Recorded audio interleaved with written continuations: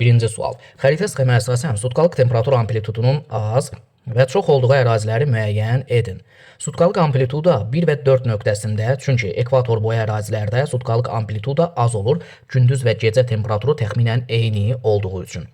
Həmçinin 6 nöqtəsində də az olar. Niyə? Çünki gündüz də soyuqdur, gecə də soyuqdur. Bizə sutkalıq amplitudunun az olduğu ərazilər deyirsə, gündüz və gecə temperaturu arasında fərq böyük olmasın. Elə tip ərazilər lazımdır. Ekvator boyu ərazilərdir, sonra qütbləri götürə bilərik. Həmçinin mülayim dəniz iqlimə malik olan əraziləri də götürə bilərsiniz ki, gündüz və gecə temperaturu arasında fərq böyük deyil. Bəs amplituda harada çoxdur? İkinci hissəyə əlbəttə səhra, yarım səhra əraziləri. Çünki səhralarda gündüz temperatur çox qızır, gecə isə sürətli şəkildə soyur. Nəticədə gündüz və gecə temperaturu arasındakı fərq böyük olur. Yəni amplituda böyük olar. 2, 3, 5-də. Yekun cavab 1-ə 1, 4, 6, ikinciyə 2, 3, 5 cavabları ilə B bəndi idi. Növbəti sualla davam eləyək. İkinci sual. Uyğunluğu müəyyən edin. İl boyu alçaq atmosfer təzyiqi müşahidə olunur, yayda alçaq atmosfer təzyiqi müşahidə olunur, qışda alçaq atmosfer təzyiqi müşahidə olunur. İl boyu alçaq atmosfer təzyiqi harada müşahidə olunur? Ekvator boyu ərazilərdə, çünki ekvatorial alçaq təzyiqdir və mülayim iqlimə malik olan ərazilərdə. Mülayimlər və ekvatorial bilirik ki, alçaq təzyiqdir. Verilənlərdən ekvatorialda yerləşən Malakka yarımadasını götürə bilərik. Bəli, deməli birinciyə elə 1 uyğundur. Malakka yarımadası ekvatorialdadır. Yayda alçaq atmosfer təzyiqi müşahidə olunsun. Yayda alçaq atmosfer təzyiqi müşahidə olunsun. Yəni yayında ekvatorial hava kütləsi hakim olsun, yaxud mülayim hava kütləsi hakim olsun. Verilənlərdən əlbəttə Hindistanla Cape York yarımadasını, yəni 2 və 4-ü götürə bilərik. İkinciyə 2 və 4-ü götürə bilərik. Niyə? Çünki Hindistandır, Cape Yorkdur. Bilirik ki, subekvatorial iqlimdədir. Subekvatorunda yayında ekvatorial olur, bəli. Ekvatorial da alçaq təzyiqdir, bəli. Üçüncü hissəyə baxaq. Qışda alçaq atmosfer təzyiqi müşahidə olunsun. Qışda alçaq atmosfer təzyiqi haranın qışında ekvatorial olur? Heç bir yer qışında ekvatorial olacaq bir yer yoxdur. Subekvatorda olur yayda. Deməli, bizim cavabımız haranınsa qışında mülayim olması lazımdır. Mülayimdə alçaq təzyiq daxil. Belə tip ərazilər də subtropik iqlimə uyğun gəlir. Bəli, çünki subtropikin qışında mülayim hava kütləsi hakim olur və alçaq təzyiq müşahidə olunar. Subtropik iqlim lazımdır. Verilənlərdən Pirneya yarımadası və Kiçik Asiya yarımadası, yəni 3 və 5 subtropik iqlimdədir, bəli. Qışında mülayim hava kütləsi hakim olur, bəli. Yəni qışında alçaq atmosfer təzyiqi müşahidə olunar, bəli. 3 və 5. Yekun cavab 1-ə 1, 2-ə 2, 4, 3-ə 3, 5 olmaqla E bəndi idi. Üçüncü, musson küləklərin təsirinə məruz qalan ölkələr musson Cənubi Asiyada, Cənub-Şərqi Asiyada, Şərqi Asiyada müşahidə olunur. Verilən ölkələrdən əlbəttə Filippin, Yaponiya, Koreya doğru idi. C bəndi. Dördüncü, cədvələ əsasən doğru bəndləri müəyyən etməliyik. Birincidə deyir ki, 1 və 2-də, yəni Dekan və Braziliya yaylası üçün oxşar cəhət keçid iqlim qurşağıdır. Bəli, hər ikisi Dekanda Braziliya subekvatorial iqlimdədir. Fərqli xüsusiyyət kimi isə yağıntılı dövr iyun-avqust aylarında veribdir. Bəli, bu fərqli xüsusiyyətdir. Çünki Dekan subekvatorda olsa da şimalın subekvatorudur, iyun-avqust yağıntılıdır. Braziliya cənubun subekvatorundadır. Cənubun da yay ayları dekabr, yanvar, fevraldır. Yəni yağıntılı dövr iyun-avqust olması fərqli cəhət sayılır. Yekunda birinci sıramız doğrudur. Burada yanlış heç nə yoxdur. Birinci sıra doğrudur. İkinci sıraya baxaq. 4 və 6 üçün oxşar cəhət. Yəni 4 nədir? Küraraz, 6 da Mississippi ovalığı. Yay isti quru keçir, qış rütubətli və mülayim keçir. Bəli, bu doğru fikirdir. Oxşar xüsusiyyət kimi. Çünki Küraraz da Mississippi də subtropik iqlimdədir. Yay isti quru, qış nisbətən mülayim, rütubətli keçir də, qışda mülayim hava kütləsi hakim olur subtropikdə. Bu doğrudur, oxşar cəhət kimi. Fərqli cəhətə yayda enən hava, qışda qalxan hava kütlələri daxil olur veribdir. Bu fərqli xüsusiyyət deyil, elə bu da oxşar xüsusiyyətdir. Ona görə ikinci sıramız yanlışdır. Niyə? Çünki yayda enən hava ikisi də subtropikdə deyil, Kürarazda, Mississippidə. Bəli, subtropikin yayında tropik olur da enən hava, qışında da mülayim olur qalxan hava. Ona görə bu xüsusiyyət bizə fərqli lazım olduğu üçün verilən bu xüsusiyyət oxşar xüsusiyyətdir. Nəticədə ikinci sıra yanlışdır. Üçüncü sıraya baxaq. 3 və 5 üçün sahillərində rütubətli tropik iqlim vilayəti formalaşır. 3 və 5 nədir? Böyük suvarıcı dağlar. Bəli, Avstraliyanın sağında rütubətli tropikdir. Dragon dağı, Əcda dağı, Afrika, bəli, onun da sağında, şərqində rütubətli tropik və ya tropik dəniz iqlimi formalaşır. Doğrudur. Doğrudur. 3 iqlim qurşağında yerləşmək yanlışdır. Oxşar xüsusiyyət deyil. Niyə? Çünki Böyük suvarıcı dağı bəli 3 iqlim qurşağındadır. Çünki Avstraliyanın iqlim xəritəsinə baxsanız, şimal hissəsi subekvatordur. Böyük suvarıcı dağı da şimaldan cənuba uzanır. Orta hissələr, mərkəz hissələr tropik iqlimdir, cənub hissə subtropikdir. Bəli, üçünə düşür. Amma Əjdaha dağı, Draqon dağı 3 iqlim qurşağına düşmür. Daha çox hissəsi tropikə düşür. Nisbətən ucqar cənuba bəli, subtropikə düşə bilər. Bu da 2 iqlim eləyir də, 3 iqlim eləmir. Yanlışdır. Dördüncü, 1 və 4 üçün, Dekan yaylası və Küraraz üçün oxşar xüsusiyyət. Tropik hava kütlələrinin təsirinə məruz qalması, bəli, oxşardır. Çünki Dekan yaylası subekvatordur. Subekvatorunda qışı niyə isti quru keçir? Tropik hava kütləsi hakim olur. Küraraz subtropikdir, bəli, yay niyə görə isti quru keçir? Tropik hava kütləsi hakimdir. Yəni bu oxşardır tropik söhbəti. Fərqli xüsusiyyət kimi çay, çəltik kimi isti rütubət sevən bitkilər verir. Bəli, bu fərqli xüsusiyyətdir. Çünki Kürarazda əsasən rütubət sevən yox, quraqlığa davamlı bitkilər, məsələn, pambıq becərilir daha çox. Çay, çəltik becərilməsi rütubətli subtropik əsasən ölkəmizdə cənub zonadadır da, Lənkərandadır. Yəni Kürarazda çay, çəltik söhbəti uyğun gəlmir, amma çay, çəltik söhbəti Dekan yaylası Hindistan üçün uyğun gəlir. Fərqli xüsusiyyət eləyir, bəli. Deməli bu da doğru gəlir. Çünki cədvəlin sağ ikinci hissəsinə fərqli xüsusiyyət, birinci hissəsinə oxşar xüsusiyyət yazmalıyıq. Yekunda dördüncü sıramız da doğrudur. 1-4 hələ ki. 5 də var, ona da baxaq. 5-ci sırada deyir ki, 2 və 5-də 2 və 5 nədir? 2 və 5-ə baxaq. 2 Braziliya, 5 Draqon dağları. 2 və 5 üçün sahillərində buxarlama ilə buxarlama qabiliyyəti arasında fərq azdır. Yəni, Braziliya yaylasının sahilində, şərqində tropik dənizdir, isti cəryanların təsiri, eləcə də Cənub Passat bol rütubət söhbəti, bəli. Səhra yarımsəhra deyil ki, xeyr. Nəticədə buxarlama ilə buxarlama qabiliyyəti arasında fərq az olar da, bəli. Çünki buxarlama da çoxdur, buxarlama qabiliyyəti də çoxdur. Draqon dağları. Şərqində Draqon dağlarının tropik dəniz iqlimidir, bəli. Səhra yarımsəhra deyil ki, fərq böyük olsun buxarlama ilə buxarlama qabiliyyəti arasında. Tropik dənizdir, həm istidir, buxarlama çox, həm rütubət var, yəni buxarlama çoxdur, həm də isti olduğu üçün buxarlama qabiliyyəti çoxdur. Nəticədə aradakı fərq azdır. 5-ci sıramız doğrudur bir sözlə. Birinci hissəsi uyğun gəlir. İkinci hissəsinə də baxaq. Cənub passatların təsirinə məruz qalır. Bəli, 2 və 5, yəni 2 və 5 nə idi? Bir daha qeyd eləyək. Braziliya ilə Draqon dağları cənub passat küləklərinin təsirinə məruz qalır. Bəli, küləklər dərsində passat küləkləri həmən ərazilərə okeandan, dənizdən bol yağıntı gətirdiyini qeyd etmişdik. Bu da doğrudur. Yekun burada doğru sıralarımız 1-ci sıra, 4-cü və 5-ci sıra. C bəndi. 5-ci sual. Cədvələ əsasən düzgün olmayan sıraları müəyyən edin. Kongo çökəkliyində passat küləyi bəli doğrudur. Ekvator boyu ərazidir. Tropikdən ekvatora doğru əsən külək passatdır. Bu doğrudur. Kaliforniya yarımadası üçün qərb küləyi verir. Əlbəttə yanlışdır. Çünki qərb küləklər Qərbi Avropaya, Alyaska, Çilin cənub-qərbinə təsir elədiyini biz bilirik. Filippin adaları üçün qərb küləyi xeyr, musson küləyi səciyyəvidir. Yanlışdır. İrlandiya adası üçün şimal-şərq və ya qütb küləyi bəli doğrudur. Britaniya yarımadası Avropa qərb küləyi bəli doğrudur. Britaniya adası üçün passat küləyi xeyr, yanlışdır. Çünki qərb küləyidir Qərbi Avropada. Burada yanlışlarımız 2, 3, 6 D bəndi idi. 6-cı. 2 iqlim qurşağında yerləşən ada dövlətlərini müəyyən edin. A bəndində Madagaskar doğrudur, subekvatorial və tropikdədir. Böyük Britaniya yanlışdır, çünki mülayim dəniz iqlimindədir yalnız. Filippin subekvator və ekvatordadır, 2 iqlim doğrudur.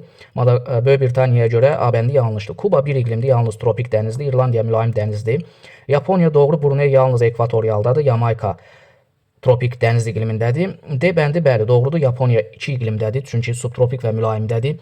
Madagaskar 2 iqlimdə, subekvator və tropik iqlimdədir. Şri-Lanka isə 2 iqlimdə, şimal hissəsi subekvator, cənub hissəsi ekvatorial iqlimdədir. 2 iqlimdə eləyir, bəli. İrlandiya 1 iqlimdə, yalnız mülayim dənizdə, Kuba 1 iqlimdə, yalnız tropik dəniz iqlimində yerləşir. Doğru cavab D bəndi idi. Sxemdə B məntəqəsində atmosfer təzyiqi 360-dır.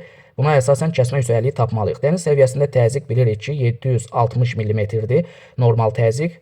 Dənizlə B arasındakı təzyiq fərqi 400 mm civə sütunu eləyir. Bəli, təzyiq də hər 1000 metrdə biz bilirik ki, 100 mm civə sütunu aşağı düşür. Hər hansı x metrdə də 400 mm civə sütunu aşağı düşsün. Buradan x bərabərdir, 4000 metr eləyir. Deməli, B ilə dəniz arasında təzyiq fərqi 400 mm-dirsə, hündürlük fərqi 4000-dir. Neçə kəsmə yüksəkliyi var? 1, 2, 3, 4, 5 dənə.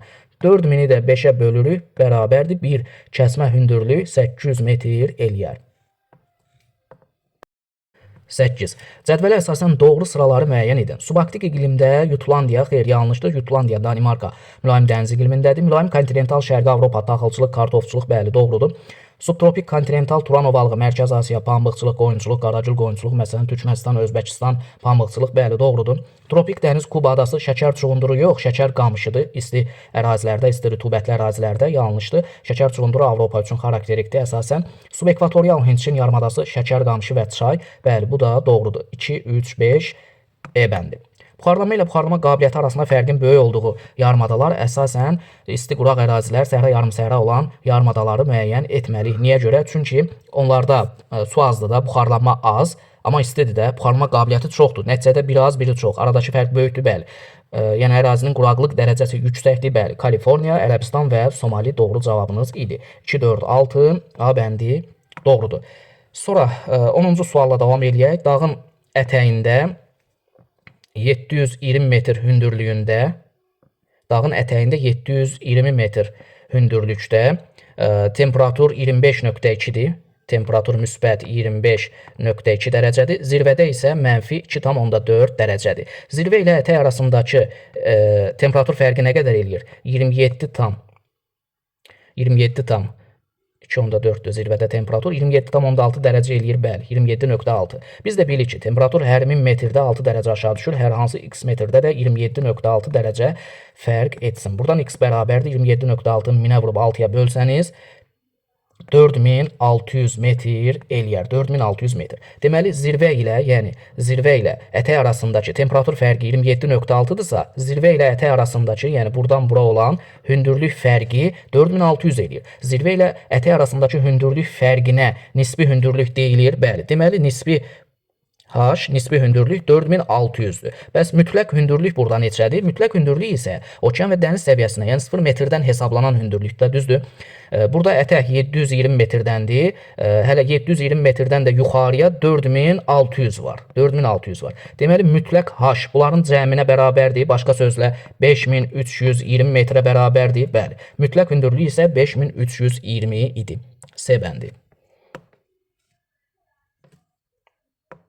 C bəndi burada doğru idi. 11 ilə davam eləyək. Dağ tundra iqliminin yayıldığı ərazilər əlbəttə Talış dağlarında yoxdur. 2700 metrdən yüksək ərazilərdə ölkəmizdə formalaşır. Zəngəzurda var, bəli. Murovdağ silsiləsində var, bəli. Baş Qafqazda var, bəli. 1, 3, 4, B bəndi doğru idi. Yer kürəsinin sxemdəki vəziyyətinə əsasən tropik və ekvatorial hava kütlələrinin hakim olduğu akumulyativ düzənlikləri müəyyən edin. Sxemdəki vəziyyətə əsasən ekvator xəttini çəkirsiniz buradan. Daha çox hansı hissə işıq istilik alıb, gündüz uzunluğu çoxdur? Əlbəttə şimal, yəni şimal yarımkürə günəşə tərəf çevrilmiş vəziyyətdədir. Əlbəttə 22 iyun tarixinə uyğun gələn sxemdir, bəli. Yəni şimalda nə fəslidir? Yay fəslidir, bəli. Yaydır. İndi akumulyativ həm də düzənliklər istədiyi üçün bizə ovalıqlar lazımdır. Yaylaları burada nəzərə almırıq. Dekan yayladır, Anadolu yayladır. Bunlar nəzərə alınmır. İndi düşünək. Harada yayda tropik hava kütləsi hakim olar. Tropik hava kütləsi subtropik ərazilərdə hakim olur da yay aylarında, düzdür? Bəli. Verilənlər içərisində subtropik olan hansıdır? Təbii ki, 1 və 5. Yəni birinci hissəyə 1 və 5 uyğun gəlir. Niyə? Çünki Missisipi və Küraraz subtropik iqlimdə olduğunu iqlim dərsindən biz bilirik və subtropikin də yayında tropik hava kütləsi hakim olar, bəli.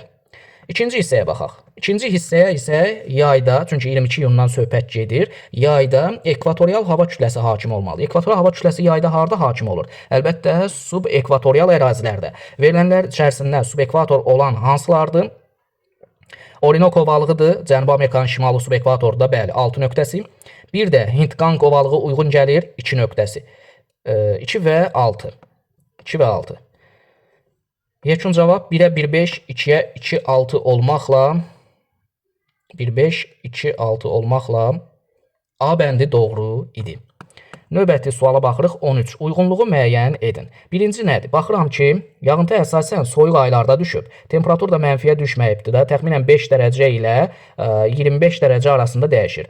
Qışda yağıntı verən hansıdır? Bax, görürsünüz, qış aylarında yağıntı çoxdur. Qışı yağıntı olsun, yayı da isti quru olsun. Söhbət əlbəttə Aralıq dəniz tipindən gedər. Aralıq dəniz. subtropikin aralıq dənizidir. İkinciyə baxaq. Baxırıq ki, temperatur mənfiyə düşməyibdir. Mənfiyə düşməyib, sıfırdan başlayır 20-25-ə qədər. Yağıntı da fikir versiniz, yay aylarına təsadüf eləyib. Yay yağıntılıdır. Yayda yağıntı verən hansıdır? Əlbəttə subtropikin mussonudur. Deyərsiniz, mülayim musson ola bilməz. Xeyr, çünki mənfiyə düşsəydi, buradan -5-dən başlasaydı temperatur, o halda mülayim musson olardı. Amma burada düşmədiyi üçün subtropikin mussonudur. Nəsə, ikinciyə də musson düşünək. Musson. Üçüncüyə baxaq, uşaqlar. Temperatur gedişatı il boyu fikir versəniz 20-30-un arasındadır. İl boyu istidir və yağıntı da yaydadır. İl boyu isti olan, yağıntısı yayda olan subekvatoriala uyğundur. Bəli, subekvator. Üçüncü də subekvator oldu. İndi baxaq xüsusiyyətlərə. Birinci, nədir? Subtropikin aralıq dənizidir. Subtropikin aralıq dənizinə, yəni birinciyə uyğundur ki, yayı isti quru olsun, qışı mülayim rütubətli olsun, qışa yağıntı versin. Yəni ikinci xüsusiyyət. Verilən ərazilərdən də, şəhərlərdən də Madrid şəhəri İspaniya və Afina şəhəri başqa sözlə B və E uyğundur. B, E uyğundur. Gəlin ikinciyə baxaq. İkinci nə idi? Subtropikin mussonudur. Subtropikin mussonu üçün, yəni ikinci üçün aiddir. Verilən xüsusiyyətlərdən yay isti və rütubətli, yayda rütubət bol olsun. Qışı mülayim və quru keçməsi, yəni üçüncü xüsusiyyət uyğundur. Verilən şəhərlərdən subtropikin mussonunda yerləşən Şərqi Asiya, Şanxay şəhəri olar. Bəli, C uyğun gəlir. Şanxaydan başqa Dakar və Hanoy qalır. O da subekvator üçün. Sonra üçüncüyə baxsanız, qeyd elədik ki, il boyu istidir bu nədirsə və yayda rütubət verib. Yayda rütubətli olan, il boyu isti olan əlbəttə üçüncü iqlim diaqramımız subekvatordur, il boyu isti, yay rütubətli, qış quraq. Yəni birinci xüsusiyyət. Birinci xüsusiyyət. Uyğun gələn şəhərlər. Dakar, Bangladeşin paytaxtı A. Vyetnam paytaxtı Hanoy D. Çünki Hindçin yarımadasında, Cənubi Asiyada biz bilirik ki, subekvatorial iqlimdir. Yekun cavab 1-ə 2 və 1-ə 2 həm də B-Y xüsusiyyəti, 2-yə 3 və C xüsusiyyəti, üçüncüyə birinci xüsusiyyət və AD şəhərləri olmaqla A bəndi doğru idi. 14. Eyler-Venn diaqramına uyğun bəndləri müəyyən edin. AB və CD istiqamətləri. A-dan B-yə doğru iqlimin dəyişməsi. Qanı və Ərçayda qışı quraq mülayim isti iqlimdir. Böyük Qafqazın dağ-ətəyi alçaq dağlığında 1400 metrə qədər həmən ərazilərdə yağıntısı bərabər mülayim isti iqlimdir. Orta yüksək dağlıq ərazilərdə bol yağıntılı, bütün fəsillərdə bol yağıntılı alan soyuq iqlimdir. Zirvədə də dağ tundra iqlimidir. CD istiqamətində birinci düzənli ərazidə qışı mülayim yarımsəhra quru çöl olar. Kiçik Qafqazın dağ-ətəyi alçaq dağlığıdır, qışı quraq mülayim isti iqlimdir. Kiçik Qafqazın orta yüksək dağlığında qışı quraq soyuq iqlimdir. Zirvədə də dağ tundra iqlimidir. Yəni belə başa düşdüm ki, verilən istiqamətlərin hər ikisində dağ tundra var. Eləcə də qışı quraq mülayim isti iqlim var. Oxşar xüsusiyyət dağ tundra ilə qışı quraq mülayim isti iqlimdir. Yəni ikinci və üçüncü oxşar xüsusiyyətdir. Birinciyə baxaq. Qışı mülayim keçən yarımsəhra quru çöl. Qışı mülayim keçən yarımsəhra quru çöl C-dən D-yə olan istiqamətdədir. Yəni buradadır. 1 uyğundurmu CD-yə, yəni ikinciyə? Yağıntıları bərabər paylanan mülayim isti iqlim, bütün fəsillərdə bol rütubətli soyuq iqlim. Hər iki iqlim tipi də Böyük Qafqazın cənub yamacındadır da, buradadır, bəli. AB istiqamətinə uyğun gəlir, bəli. Yəni 4 və 5 AB istiqamətinə uyğun gəlir. Qışı quraq keçən soyuq iqlim. Qışı quraq keçən soyuq iqlim də verilən nöqtələrdən, yəni istiqamətlərdən CD istiqamətinə uyğun gəlir ki, Kiçik Qafqazın orta yüksək dağlıq ərazilərində və bu ərazilərdə biz bilirik ki, qışı quraq soyuq iqlimdir. Başqa sözlə, 6-cı uyğundur ikinciyə, bura. Cavab burada 1-ə 4 və 5 olmalı idi, 2-yə 1 və 6 olmalı idi, 3-ə 2 və 3 olmalı idi. Cavablarda yanlışlıq var, heç biri uyğun gəlmir cavabların. Çünki 1-ə 4, 5 cavabı görmürəm. 2-yə verib 4, 5-i, birinciyə 1, 6 verib, üçüncüyə 2 və 3. Yəni bunların yerləri dəyişik düşübdür. Heç biri uyğun gəlmir. Cavabınız bu qaydada olmalı idi. 15. Xəritə sxemə əsasən uyğunluğu müəyyən edin. 2000-3000 yağıntı əlbəttə ekvatorial ərazilərə uyğundur, yəni 2 və 5 nöqtəsinə uyğundur əlbəttə. 500-1000 mm yağıntı mülayim ərazilərə 1 və 3-ə götürək, bəli. 1 və 3-ə uyğun gəlsin. 100-250 mm, yəni az yağıntı isti quraq ərazilərə 4 və 6 nöqtəsinə uyğun gələr, bəli. 4 və 6. Yekun cavab 1-ə 2, 5, 2-yə 1, 3, 2, 5, 1, 3. 2, 5, 1, 3. 3'ə də 4 və 6. Burada da yanlışlıq var. 2 yazıbdı, 3-cü olmalıydı. C bəndi. 16. İqlim şəraitinin kontinentallığının artmasına görə şəhərlərin doğru ardıcıllığını müəyyən edin. Ən az kontinentallıq Osloda, Norveçdə, çünki mülayim dəniz iqlimində kontinentallıq çox az. Sonra yavaş-yavaş Qərbi Avropada okean sahili ərazilərdən, dəniz sahili ərazilərdən uzaqlaşdıqca, materikin daxili hissələrinə, qitənin Avropa qitəsinin daxili hissələrinə doğru irəlilədikcə bilirik ki, kontinentallıq yavaş-yavaş artır. Deməli, növbəti addım 3 olar, Praqa, Çexiyanın paytaxtı. Sonra daha da okean dənizdən uzaqda yerləşən Başqırdistan, Ufa, paytaxtı Ufa. 4 olar. Kontinentallıq yavaş-yavaş artır bu istiqamətdə. Sonra əlbəttə bilirik ki, Qərbi Sibirdə, Orta Sibir yaylasında, Qazaxstanda, Monqostanın paytaxtı Ulan-Batorda mülayimin sərt kontinental tipidir. Deməli, ən çox kontinentallıq 2-də, yəni Ulan-Batorda olar. Ən az 1-də Norveçin paytaxtı Osloda, ən çox Ulan-Batorda olar. 1, 3, 4, 2 ardıcılığı ilə A bəndi yekun cavabınız idi. Azərbaycan ərazisinə daxil olan hava kütlələrinin yaratdığı hava şəraitinə görə doğru sıraları müəyyən etməliyik. Dəniz Arktik.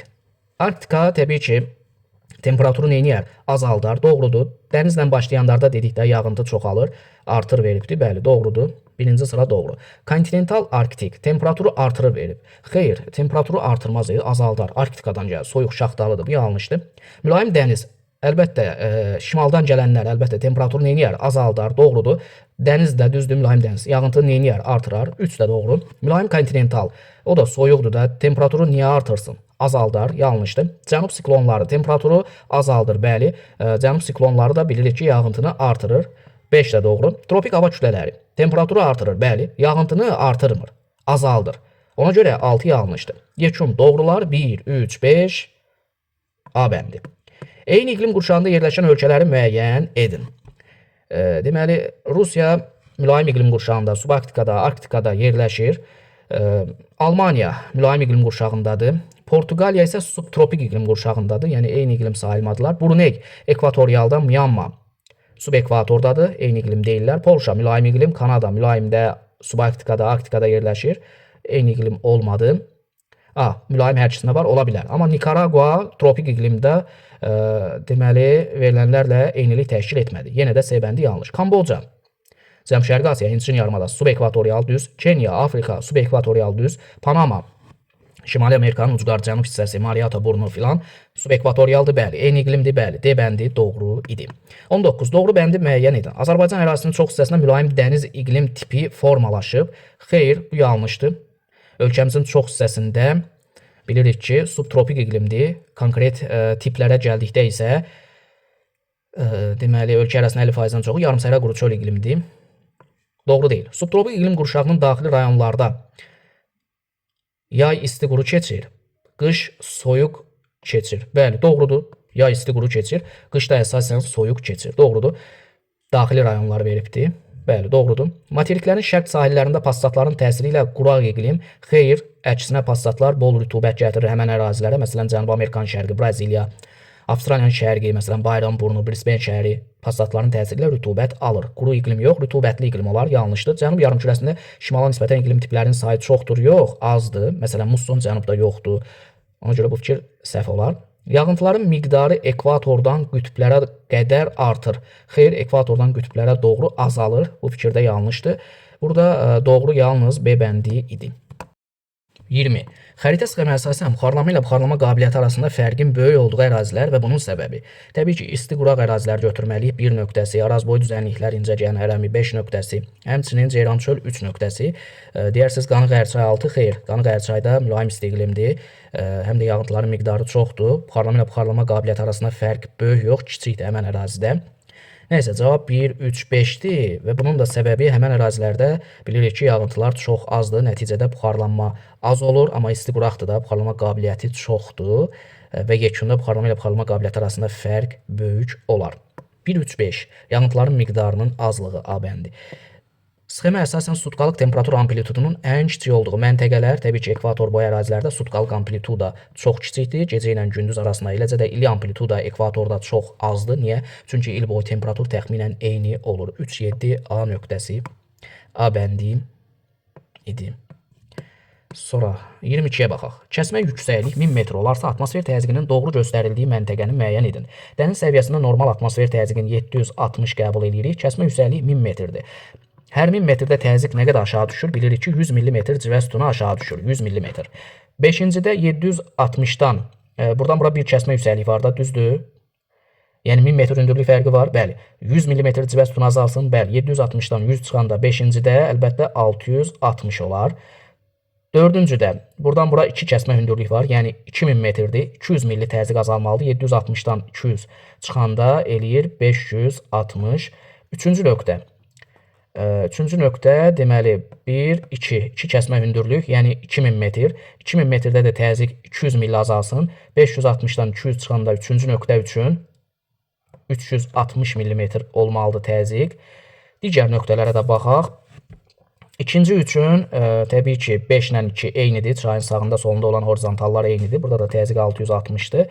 Sonra birinci nöqtə üçün 1 kəsmə, 2 kəsmə hündürlük, 3 kəsmə hündürlük var. 3000 metr. Yəni təzyiq 300 azalmalıdır. Dəniz sahili 760-dır. 300 çıxsaq, birincidə əlbəttə təzyiq 460 olar. Hər nöqtədə təzyiqi hesabladıq. Baxaq A bəndinə. Birinci nöqtə üçün 660 verib, elə yanlış olan, yox, doğru lazımdır bizə, doğru göstərildi. Bu yanlışdır. İkinci nöqtə üçün 460 verib, xeyr, ikinci üçün 660 olmalıdır. Üçüncü nöqtə üçün 360 verib, bəli, elə doğru C bəndi idi. Dördüncü nöqtə üçün 260 verib, xeyr, 560-dır. Beşinci nöqtə üçün 660 olmalıdır, amma bu 750 verib, yanlışdır. Burada doğru C bəndi idi. 23. 20 dərəcə temperaturda havanın nisbi rütubətliyi 30%-dən 40%-ə artdı. Mütləq rütubətlik nə qədər artdı? 20 dərəcədə də maksimal birlikçi 17 qramdır. Maksimaldır da 17. Maksimaldırsa, yəni 17 qram neçə faizdir? 100%-dir. Tənasübün birinci hissəsini belə qururuq. Nisbi rütubət 30-dan 40-a artıbdır. Yəni neçə faiz artım var? 10%. Mütləq rütubətliyin nə qədər artdığını soruşur da. Əlbəttə 10%-ə uyğun gələn miqdar qədər artıb da mütləq rütubət.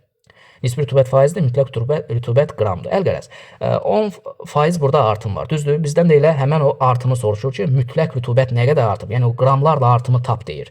10% artım var. Hər hansı x qramı da qəbul elə 10%. Faizin altından, qramın altından yazdım. Buradan x bərabərdir. 1.7 eləyər, bəli. Cavab 1.7 qram idi. 24. Kiçik Asiya və Hindistan yarımadasının iqliminə aid olan ümumi xüsusiyyətlər. Tropik hava kütlələrinin təsirinə məruz qalır. Bəli, doğrudur. Çünki Kiçik Asiya subtropikdədir, yayda tropik hava kütləsi hakim olur. Hindistan subekvatorda, qışda tropik hava kütləsi hakim olmasını iqlim dərsindən bilirsən. Yağıntılı dövr iyun-avqustdur. Bəli, Hindistanda yağıntılı dövr yay ayları iyun-avqust aylarıdır. Amma Kiçik Asiya üçün keçərli deyil, yanlışdır. Əsasən Kiçik Asiya subtropikin Araq dənizindədir, qış ayları yağıntılıdır. Keçid iqlim olmaları, bəli, ikisi də subtropik, subekvator keçiddir. Pambıq becərilməsi üçün əlverişli şərait, bəli, hər ikisində becərilir, doğrudur. Yayda tropik hava kütlələri, xeyr, yayda tropik Kiçik Asiya üçün səciyyəvidir, subtropikdədir axı. Amma Hindistan üçün yayda tropik yox, subekvatorun yayında nə olur? İsti və rütubətli olması üçün əlbəttə ekvatorial hava kütləsidir. Bu yanlışdır. Musson küləyin təsirinə məruz qalması Hindistana aiddir, Cənub-Cənub Şərqi Asiya, amma Kiçik Asiya yarımadası üçün musson küləklər qeyd etməmişik. Oxşar xüsusiyyət, ümumi xüsusiyyət 1, 3, 4 idi. 25. Doğru ifadələri müəyyən edin. İqlim qurşaqlarının formalaşması coğrafi enlikdən asılıdır. Bəli, asılıdır. Tropik iqlim qurşağını, məsələn, tropik enliklərdə tropik iqlim deyim. Məsələn, yüksək enliklərdə deyək, soyuq iqlimdir, subarktika, arktika və s. Bir sözlə də enlikdən asılıdır. Quruda geniş ərazi tutan iqlim qurşaqlarının daxilində kəskin fərqlər var. Bəli, kəskin fərqlər var. Məsələn, subtropikdə, mülayimdə geniş ərazi tutduğu üçün kəskin fərqlər var. Sakit Okeanın qərb sahillərində, yəni Sakit Okeanın sol, qərb sahilləri hara düşür? Əlbəttə, Avrasiyanın şərqinə düşür. Bir də Avstraliyanın şərqinə düşür də. Həmən ərazilər Sakit Okeanın qərbidir. Avrasiyanın və Avstraliyanın isə şərqidir.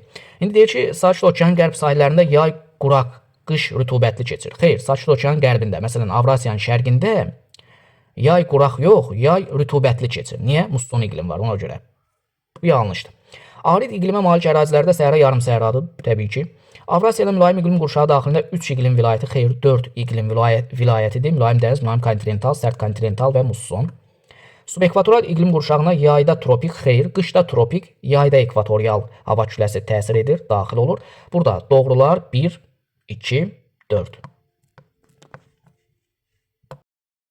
26. Doğru sıraları müəyyən edin. Zaqatala Lahıc. Bütün fəsillərdə bol rütubətli soyuq iqlim bəli var. Tektonik zon olaraq Böyük Qafqaz qalxmasıdır. Doğru. Gündüz Qapçıq, Naxçıvan dağlığı. Yayı quraq keçən soyuq iqlim Orta Araz əyilməsi yox, Kiçik Qafqaz qalxmasına aiddir. Yanlışdır. Talış dağları. Yayı quraq keçən mülayim isti iqlim var. Bəli, tektonik zon olaraq Kiçik Qafqaz tektonik qalxmasına aiddir. Qanı Qərçay. Qışı mülayim keçən yarımsəhra quru çöl yox, qışı quraq mülayim isti iqlimdə olduğunu biz bilirik. Qobustan Abşeron. Qışı soyuq keçən yarımsəhradır. Xeyr, qışı mülayim keçəndir. Qışı soyuq keçən Naxçıvan üçün səciyyəvidir. Qarabağda yayı quraq keçən mülayim isti iqlim var. Bəli. Kiçik Qafqaz qalxmasına aiddir. Bəli. Doğrular 1, 3, 6 idi. Xəritə sxemə əsasən il boyu rütubətli, dekabr, fevralda rütubətli, iyun, avqustda rütubətli məntəqələri müəyyən etməliyik. İl boyu rütubətli ərazi D nöqtəsinə uyğun gəlir, çünki mülayim dəniz iqlimində il boyu rütubətlidir. A nöqtəsinə, ekvatorial iqlimə uyğun gəlir, deməli 1-ə A və D idi. Dekabr, fevralda yağıntı B nöqtəsinə uyğun gəlir, çünki subtropik Aralıq dənizidir və Aralıq dənizdə qış ayları. Dekabr, fevralda yağıntı daha çox düşür.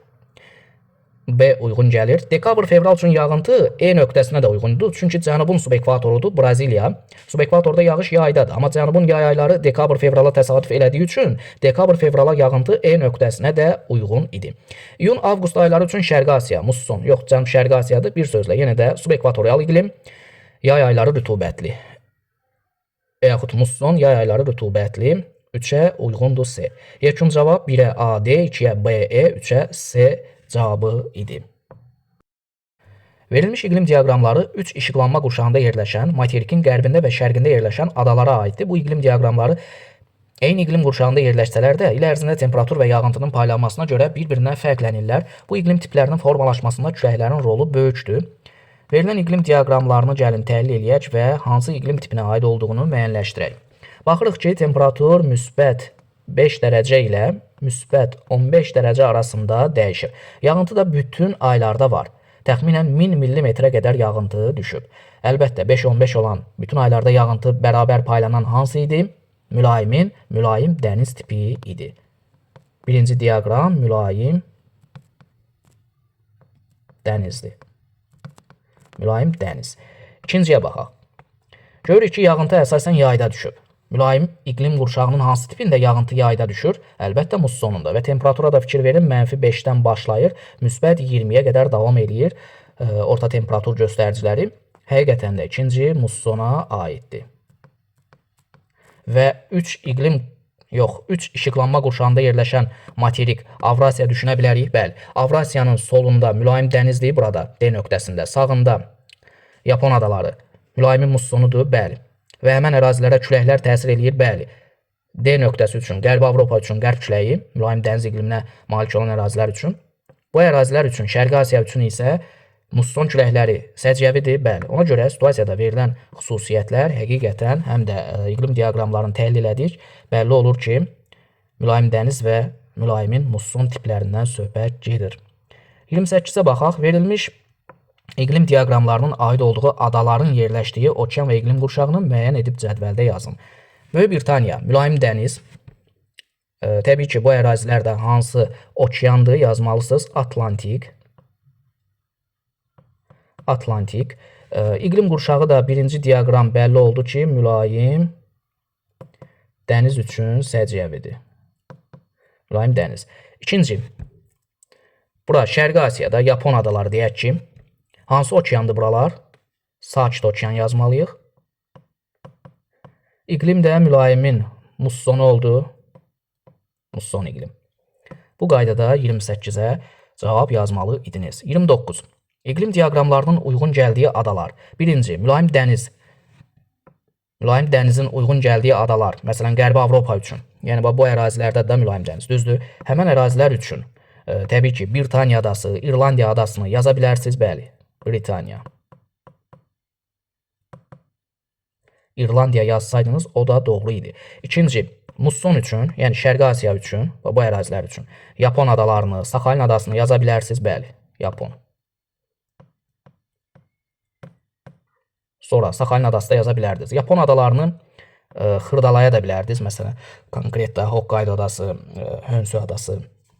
Sonra iqlim diaqramlarının aid olduğu adaların iqliminə təsir edən küləklər. Yenə də Qərbi Avropa üçün, Britaniya üçün, yəni bu ərazilər üçün hansı küləklərdir? Qərb küləyi. Şərqi Asiya üçün, yəni bu ərazilər üçün hansı küləklərdir? Musson küləklər. 30. İqlim diaqramlarının aid olduğu ərazilərə uyğun gələn torpaq, landşaft və təsərrüfat sahələrini cədvəldə yazmalıyıq. Torpaq. Qərbi Avropa üçün, Britaniya üçün həm qonur torpaqlar yaza bilərsiniz, qonur, həm qəhvəyi torpaq. Landşaft. Qərbi Avropada landşaftda yazmalısınız, landşaftda enli yarpaqlı meşələr, enli yarpaqlı meşələr. Təsərrüfat əhəmiyyəti də, enli yarpaq meşələrin təsərrüfat əhəmiyyəti də həmən ərazilərdə Qərbi Avropa zonası üçün taxılçılıq, sonra südlük, ətli, heyvandarlıq yazmalı idiniz. İkinciyə də, yəni Şərqi Asiya üçün, musson ərazilər üçün əlbəttə qəhvəyi torpaqlardır. Qəhvəyi torpaqlar, landşaft Şərqi Asiya üçün dəyişkən rütubətli meşələr. Dəyişkən rütubətli. Təbii zona dərsində bunları keçmişik, həmən ərazilərin torpaq və landşaftını. Bəs təsərrüfat əhəmiyyətinə, burada yer çatmadı, yazmadım. Amma yazmalı idiniz, dəyişkən rütubətli meşələrin təsərrüfat əhəmiyyətinə, yəni cədvəlin bu 3-cü hissəsi üçün də yazmalı idiniz. Şərqi Asiya, təbii ki, çayçılıq yaza bilərdiniz, tərəvəzçilik yazmalı idiniz. Şərqi Asiyada həmçinin nə var? Çəltikçilik əsas təsərrüfat sahəsi kimi yazmalı idiniz. Deməli, bir daha deyirəm, təsərrüfat əhəmiyyətinə. Enli yarpaq meşələr üçün, yəni birinci buraya yazmalı idiniz. Taxılçılıq, südlük, ətli, heyvandarlıq. Şərqi Asiya üçün də, yəni cədvəlin bu gördüyünüz bu hissəsinə isə yazmalı idiniz.